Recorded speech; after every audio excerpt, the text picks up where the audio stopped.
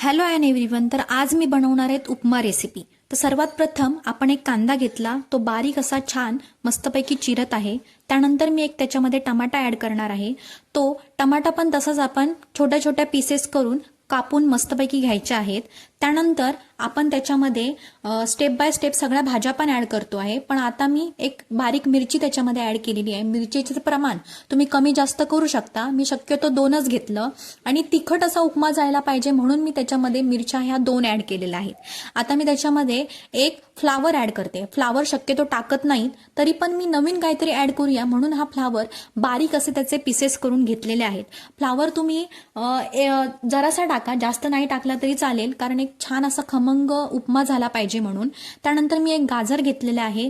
ते गाजर मी गाजर कसं कडक असतं त्याच्यामुळे मी त्याच्या छोट्या छोट्याच पीसेस करते, जेणेकरून ते उपमा हे होताना भाजीमध्ये हे होता नाही म्हणून. त्यानंतर मी एक कोथिंबीर घेतलेली आहे. कोथिंबीर भरपूर अशी कोथिंबीर आपण त्याच्यामध्ये ॲड करणार आहोत म्हणून मी कोथिंबीर जरा जास्तच चिरते आहे. तुम्ही पाहू शकता अशा प्रकारे मी कोथिंबीर घेतलेली आहे. त्यानंतर आपण एक गॅसवरती कढई ठेवलेली आहे आणि आता मी त्याच्यामध्ये रवा छान असा भाजून घेते.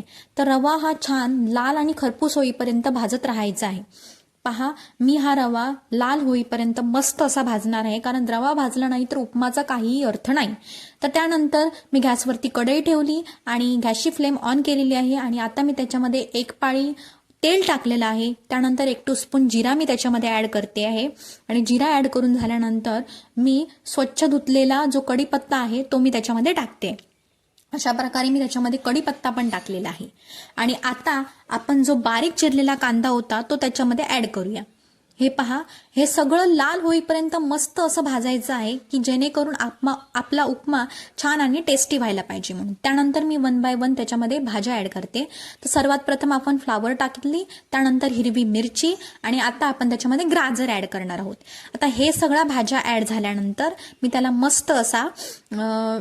मस्त असा ढवळून घेणार आहे. तुम्ही पाहू शकता त्याला मी मस्त अशा पद्धतीत त्याला हे करते, फ्राय करते आणि आता मी त्याच्यामध्ये जो रवा आपण हे भाजलेला होता तो मी त्याच्यामध्ये टाकते. रवा आणि ह्या सगळ्या भाज्या एकदम असं छान असं मिक्स करून घ्यायच्या आहेत, जेणेकरून भाजल्यानंतर त्याला छान अशी टेस्टदार चव येते म्हणून. आता मी जे काही ह्याच्यामध्ये टाकायचं होतं ते सगळं टाकलेलं आहे आणि बघा सुंदर असा लाल कलर होईपर्यंत त्याला आपण भाजत राहायचं आहे. त्यानंतर मी त्याच्यामध्ये थोडंसं मीठ ॲड करणार आहे. तर मी थोडंसंच मीठ टाकते, जास्त टाकत नाही. मिठाचं प्रमाण तुम्ही तुमच्या अंदाजानुसार करू शकता. तर मी त्याच्यामध्ये मीठ टाकलेलं आहे. अशा प्रकारे आपण त्याला मस्तपैकी लाल होईपर्यंत भाजूया. त्यानंतर ती भरपूर अशी कोथिंबीर होती जी मी चिरलेली, ती सगळी मी ह्याच्यामध्ये ॲड करते. कोथिंबीर तुम्ही नंतर पण ॲड करू शकता, पण मी आता त्याच्यामध्ये टाकलेली आहे. त्यानंतर तुम्ही 1 ग्लास पाणी टाकायचं आहे त्याच्यामध्ये आणि पाणी टाकून तुम्ही त्याच्या गठळ्या मोडेपर्यंत ते ढवळत राहायचं आहे, जेणेकरून आपला उपमा चिपकला नाही पाहिजे. ओके, तर अशा प्रकारे मी त्याच्यामध्ये पाणी टाकून घेतलं आणि आता मी त्याच्यामध्ये थोडंसं दूध ॲड करते. दूध शक्यतो नाही ॲड करत, पण आपण दुधाचं प्रमाण हे कमी जास्त करू शकता. तरी पण मी टाकलं, कारण जेव्हा आपण शिरा करतो प्रसादाचा त्यावेळी जेव्हा आपण दूध ॲड करतो म्हणून मी याच्यामध्ये नवीन असं काहीतरी दूध ॲड केलं.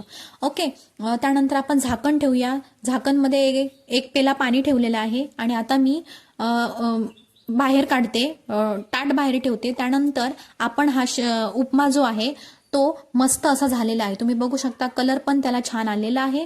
तर आता आपण टेस्ट करूया.